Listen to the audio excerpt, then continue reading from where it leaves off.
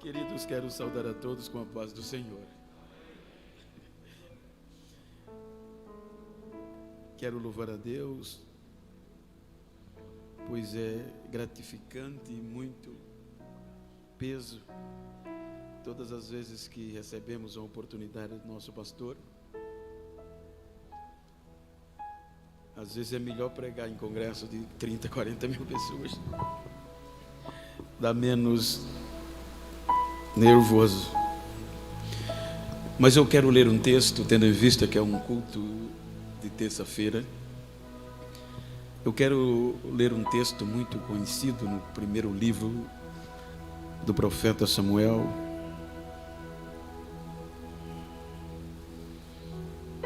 Capítulo 1. Eu quero ler 2 versículos para usar o contexto, algumas lições que outro dia eu estava ouvindo o pastor pregar aqui sobre o impossível e comecei, e hoje à tarde eu estava meditando, parece que sabia. Capítulo 1, versículo 7 e o 9. O 7 diz o seguinte: isso acontecia ano após ano. Todas as vezes que Ana ia à casa do Senhor, a outra a irritava. Por isso, Ana se punha a chorar e não comia nada. Versículo 9. Certa vez, após terem comido e bebido em Siló, Ana se levantou. Quando o sacerdote ali estava sentado na sua cadeira, junto a um pilar do templo do Senhor. Junto a um pilar do templo do Senhor. Queridos, eu quero tomar por base esse texto para meditar em algumas circunstâncias das nossas vidas. E se eu fosse dar um tema, eu ia dizer que os problemas não definem quem nós somos, e sim a forma que reagimos a ele. Quando nós, seres humanos, obviamente, os irmãos hão de convir que nós somos dotados de momentos de fraquezas, e na maioria das vezes nós deixamos que o momento nos rotule, que o momento, e muitas vezes diante de um problema, defina quem nós somos.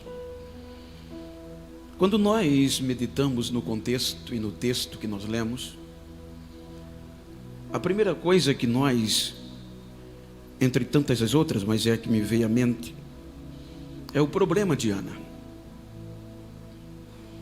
O problema de Ana era sério, muito sério. Era tão sério que todas as vezes, no ápice que os irmãos forem ler a Bíblia e me pensar em impossibilidade, você vai ver que este problema a atingia. A expressão que para Deus nada é impossível,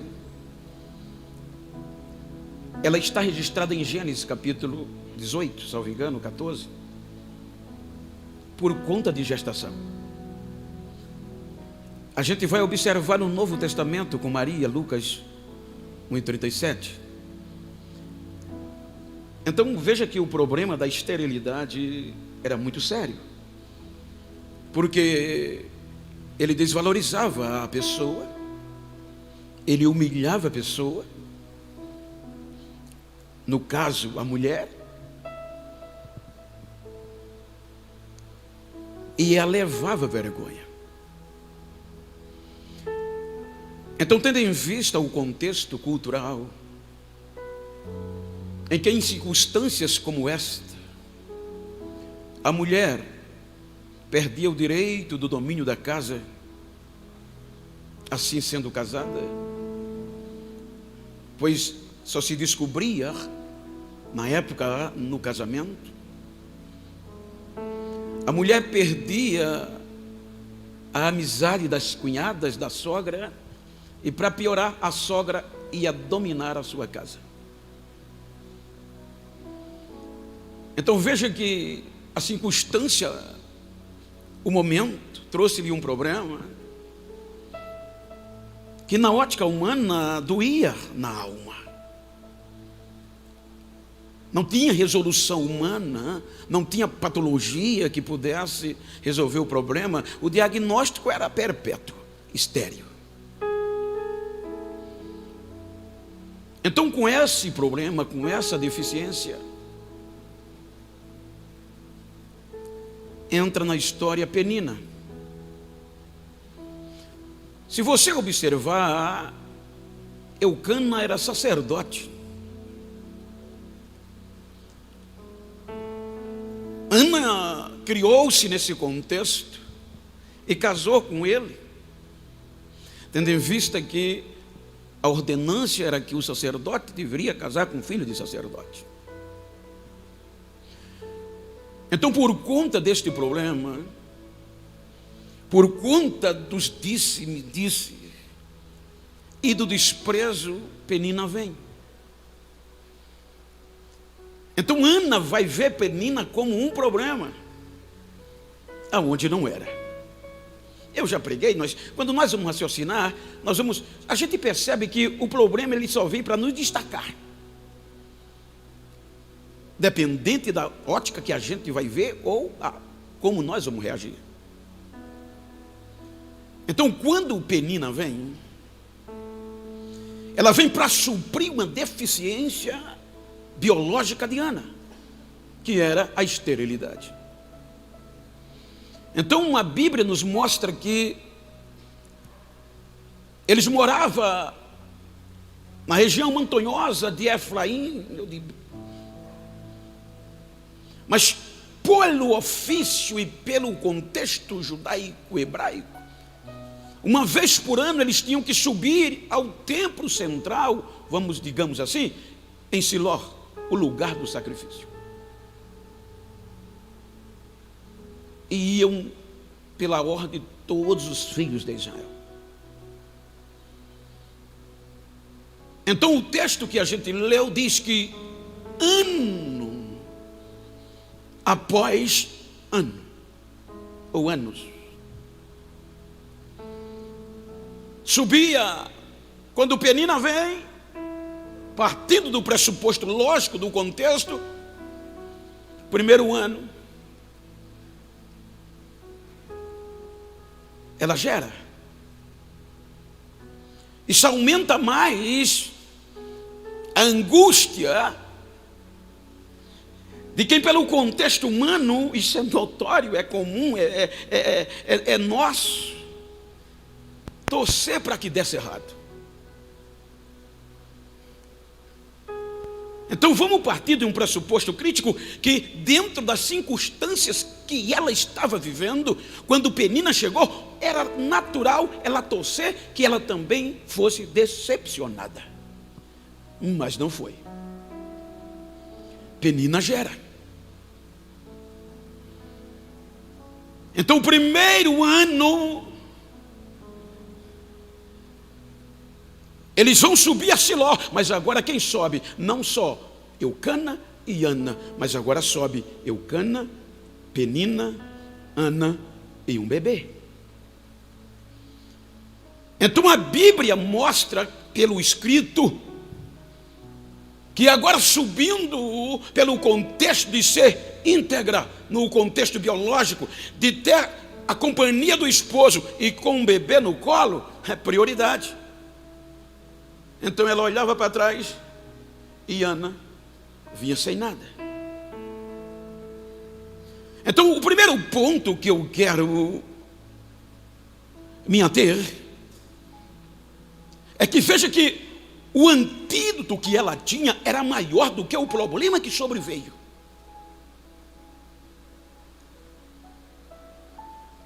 Mas ela deixou que o problema, ela reagiu de forma que o problema a rotulasse. Tendo em vista que eu já ouvi muito, quando eu pastoreava diretamente em congregação, e hoje em maior número ainda, de mulheres que muitas vezes ligam ou me encontram e começam a dizer: pastor, às vezes até não é crente. O meu marido é rico, eu tenho tudo, mas eu dava tudo para ter o amor dele. Veja que mesmo com a deficiência, mesmo com a improdutividade ginecológica, mesmo subindo atrás, vamos dizer assim, e Penina na frente com o menino no colo, mas Penina tinha filho, mas não tinha o amor tão quanto Ana tinha do marido. Então ela esqueceu da parte melhor que tinha e deu vida ao menor que estava com Penina. Então veja que isso foi o capaz dela dar mais valor, o pejorativo, o negativo, o menor, do que o amor que o marido tinha por ela. E essa foi uma das razões dele não mandar ela embora e nem a tratar mal. Você vê que pelo contexto da história, ela era tratada a pão de ló, ela era tratada como qualquer mulher gostaria pelo marido. Mas ela não viu isso. Então, quantas vezes nós, seres humanos, damos tanto valor a que as pessoas nos rotulam e esquecemos da parte boa que nós temos. E em grande parte, a parte melhor está com a gente. Mas nós valorizamos mais o outro lado, partindo de um pressuposto odierno: maior é o que está em nós do que qualquer outro lá fora. E muitas vezes a gente dá tanta visão, a gente engrandece tanto o problema, que como nós reagimos, somos rotulados amargurado, triste, sem vida.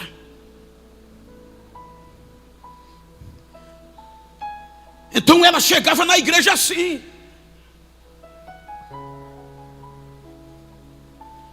a ponto de que não comia e nem bebia. E isso aqui é muito sério. Eu vou chegar lá. Ela esqueceu o que tinha. Ela desvalorizou o que tinha para dar valor o que não chegava nem perto do que ela tinha. Então diz para quem está ao teu lado: independente do problema, o que você tem é maior.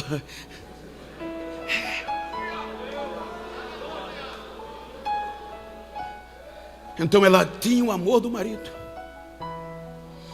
Segundo ano, agora quem sobe? Eucana, Penina. Agora não era mais 2 filhos e Ana. Terceiro ano, a história se repete. E o pior, a Bíblia diz que quando Penina olhava para ela, ela estava tão desfigurada, ela estava tão rotulada negativamente, porque ela mesmo criou isso, que Penina tirava a onda da cara dela. E aí estava. Penina começava talvez dizendo: deu ruim, hein? E ela do outro lado já estava ferida por dentro. Quem se irritava era ela, não era a Penina. A Bíblia diz que Penina a irritava. Então quem se irritava não era a Penina, era a Ana. Ela perdia o controle, ela se deixava levar pelo contexto da amargura, porque a amargura é uma dor emocional, é uma dor da alma. Então veja que ela começa a história como mulher de sacerdote. Ela não começa a história sem ser crente, como uma desvalida, não. Ela começa como a esposa de um sacerdote.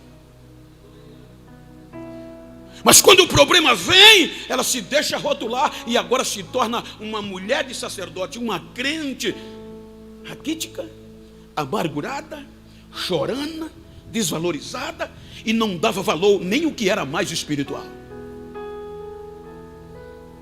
Agora, partindo do pressuposto do que alguns comentaristas falam, e até Champlin também dá um parecer, que não direto, mas dar um parecer. Imagina 10 anos. No 5º ano, já o grupo crescia. E quem subia? Elcana, Penina e mais 5 filhos. E Ana, sozinha. Do mesmo jeito, amargurada, cabisbaixa, fria. E o marido a amava. 10º ano. Partindo do pressuposto do texto e do que eu falei dos comentaristas, vamos partir, ou seja, 10 anos, ano após ano, filhos e filhas, plural. Agora quem subia? Elcana. Agora quem subia? Penina. Agora quem subia? 10 filhos.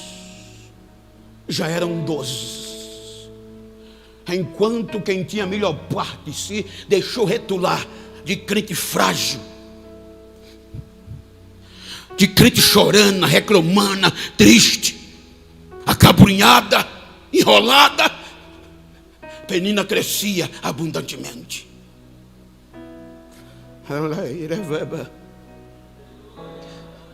Todo ano ela subia e não comia. E sabe qual era o que ela não comia? A oferta da comunhão ou da paz. Você sabe que quando os sacerdotes subiam e o povo era para o sacrifício. Então vem o holocausto, que no original é que suba a Deus em fumaça. Por isso que todo o animal tinha que ser queimado. Vinha de libação, cereais. Quando a farinha tinha que ser queimada ao azeite e ao incenso. E vinha a oferta da comunhão. Esta, em todas as ofertas, em todo o sacrifício, a oferta da comunhão era a única que o sacerdote comia uma parte. Ele e os seus descendentes. Era a única oferta a Deus do povo. Era o único sacrifício oferecido que o sacerdote e a sua família tinham direito por Deus, direito perpétuo de comer uma parte. Vamos ler Levítico 7, 14 e 15. Para dar base. Levítico 7, salvo engano, 14 e 15. E depois, versículo 31 ao 34. Quem puder ler, me ajude em voz alta. Deixa eu pôr o óculos. E de toda oferta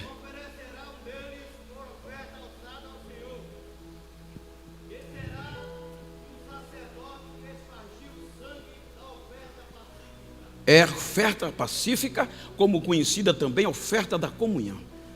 Pode seguir.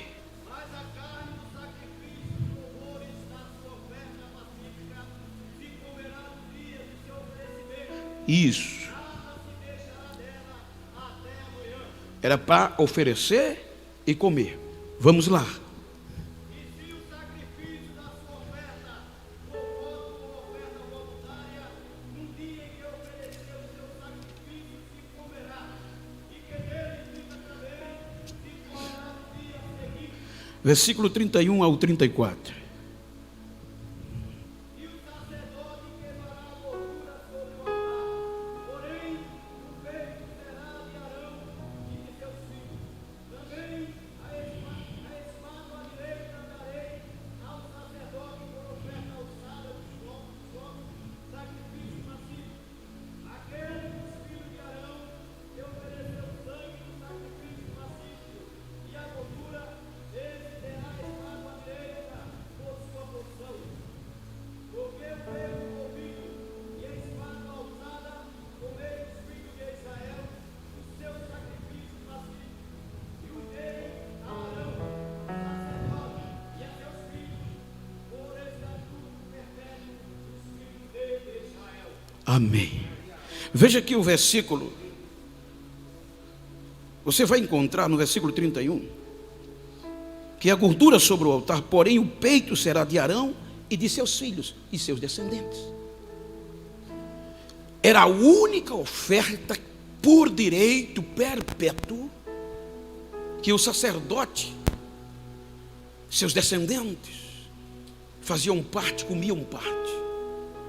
Era o símbolo da Santa Ceia de hoje. Essa oferta, ela simplesmente tinha o dever de quê? Mostrar para aqueles que participavam, que comiam, era como um culto de ação de graça, como a ceia, que estava em comunhão com Deus, estava em comunhão com o sacerdote, estava em comunhão com o outro. Era a oferta da paz, a oferta da comunhão. Mas veja que o problema que veio sobre Ana, a rotulou, e ela se deixou levar e ser rotulada, que ano após anos ela se desfazia do que era espiritual. Você já pensou, por exemplo, para que se entenda, 10 anos a mulher de um pastor, dirigente de congregação, vem aqui e não ceia, o que é que você vai dizer? Era basicamente isso. A Bíblia diz, ano após ano, ela não comia e nem bebia, fazia descaso do que era espiritual. E enquanto ano após ano ela fazia isso, Penina avançava. Penina fazia história.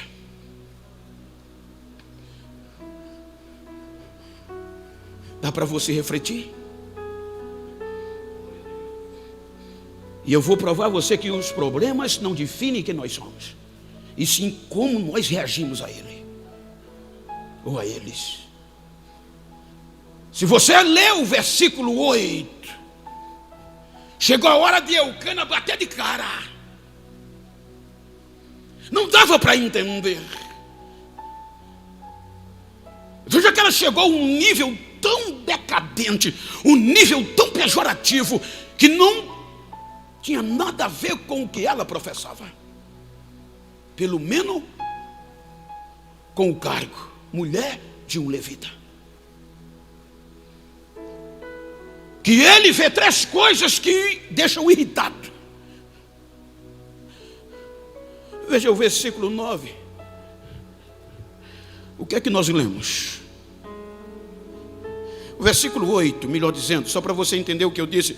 Então Eucana, seu marido, lhe disse: Ana, por que você chora? E por que não quer comer? E por que está tão triste? Será que eu não sou melhor para você do que 10 filhos?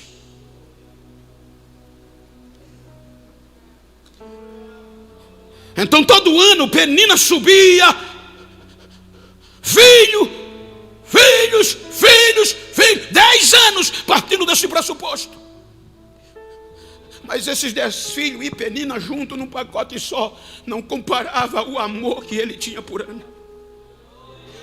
E ela não valorizou isso. Então diga para quem está ao teu lado: valoriza mais o que você tem, filho.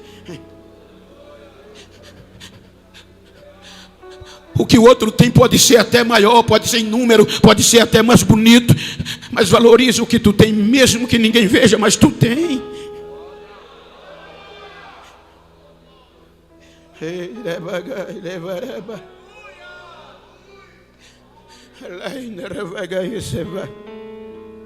Ela não valorizou, a ponto de Eucana não aguenta mais e abriu o coração. Será que eu, quando o marido vem dizer um negócio desse, gente,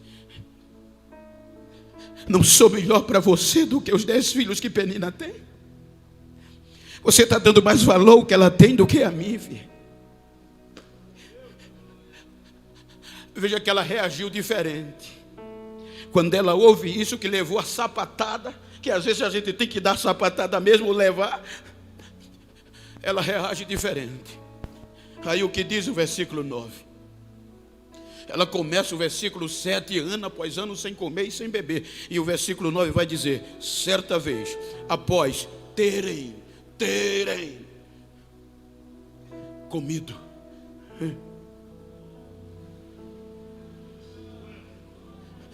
Agora ela comeu. Agora ela ceiou. Agora ela entendeu. Não precisou muita coisa.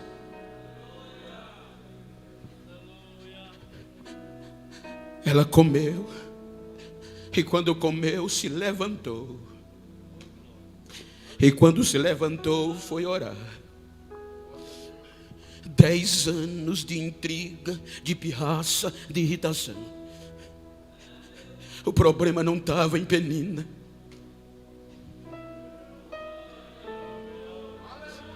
A maioria das vezes o problema não está no outro, é a forma como a gente reage. Ela levantou e foi para a igreja, ainda angustiada, e orou. Primeira vez, seguindo a sequência da escrita, partindo do pressuposto 10 filhos, 10 anos, ela ora. Terminou o sacrifício, volta para casa. A Bíblia diz literalmente que seu marido teve relação com ela, mas foi na veia. Pá!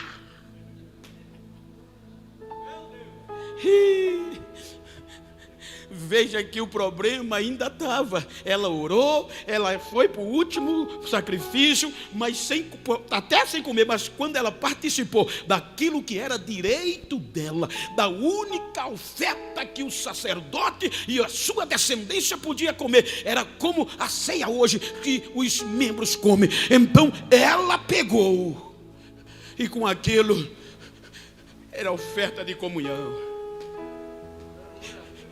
Talvez quando ela comeu, levantou, vai onde está Penina, diz: me desculpa, Penina.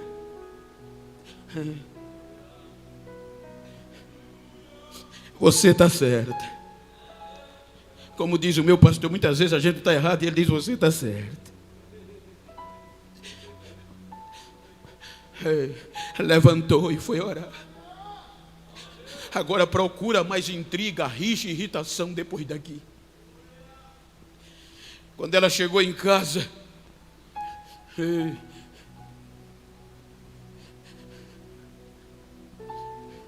engravidou. Dá para entender? Quando ela engravidou, não tem mais motivo para briga. O problema estava nela, não estava na Penina. Se o problema tivesse na Penina, a Bíblia dizia que Penina botou para derreter, mas acabou. Penina começou a sair da história. O problema só vem para ver como a gente vai reagir. Se a gente deixa ele nos rotular, nós vamos se rotular e vamos viver com ele o tempo todo. Mas quando ele percebe que a gente não deixou se moldar por ele,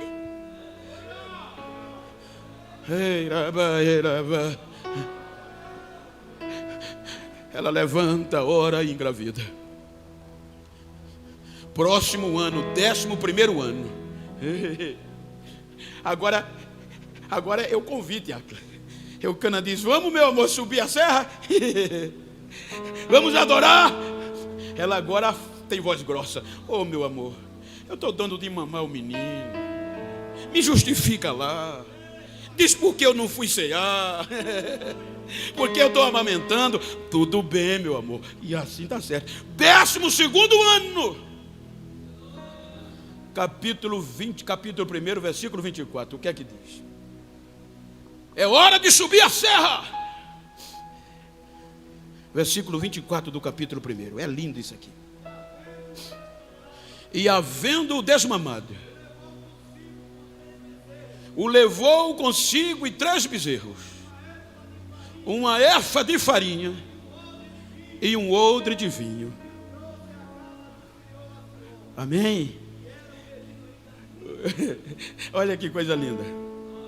Os 10 anos, quem subia? Eucana, Penina e 10 filhos. E Ana, subindo a serra Pulso, amargurada. Quando ela comeu e entendeu o que tinha, o quadro mudou. E agora quem é que vai subir o morro? 3 bezerros. O culto em ação de graça. Agora imagina a cena. Samuel, Eucana era o pai, conduzindo. Samuel, muito novo. Eucana na frente. Ana, a amada. Imagina quem ia puxando os bois serra acima. Imagina quem aqui ia levando 20 litros de farinha nas cabeças. E 5 quilos de vinho por culto de ação de graça. O certo era o filho de Penina. Então diga para quem está ao seu lado: não deixe o problema rotular você. Diga para quem está ao seu lado: eu estou com dó de quem pensou que você ia continuar amargurado. Vai ter que subir a serra puxando o boi.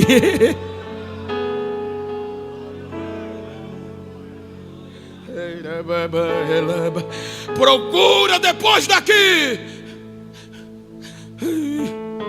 Só tem louvor, gente. O capítulo 2 é um hino. E ela enche o peito e diz: a minha alma, aquela alma que começou triste, dando valor que não deveria dar, aquela alma que começou amargurada, sem perceber o que tinha, agora ela diz: a minha alma se alegra em Deus. O arco dos fortes foi quebrado e os fracos foi cingido de força. Olha o hino que ela compõe. Aquela que tinha muito filho parou de ter, e aqui não tinha, agora tem logo 7. Ela diz: é o Senhor que fere, é o Senhor que sara, é Ele que mata, é Ele que faz viver, é Ele que levanta do pó e do monturo o necessitado. Para quem prestar atenção, saber que Ele é Deus.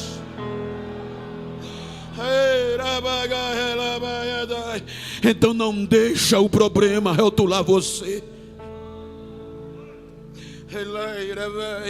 Esquece que o problema está no outro. Valoriza o mesmo que ninguém veja o que tu tem. É melhor do que o que talvez quem murmura tem em dobro. Então diga mais uma vez, pregue comigo antes de eu orar. Diga: vou sair daqui dando a Deus o problema e me rotulando como compositor de hino. Prepara o hino.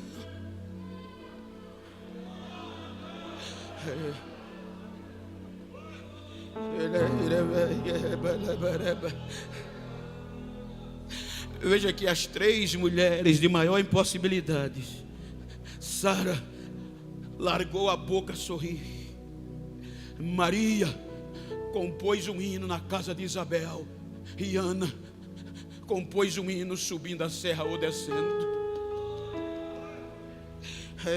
Vai, fique de pé, por favor.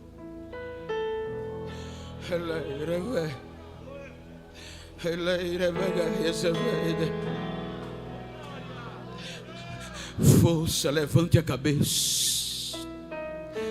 Não se entregue. Não olhe para quem está ao seu lado, mas diga comigo, diga: dê o que der. Podem tirar o couro, eu não vou desistir. Eu vou continuar comendo.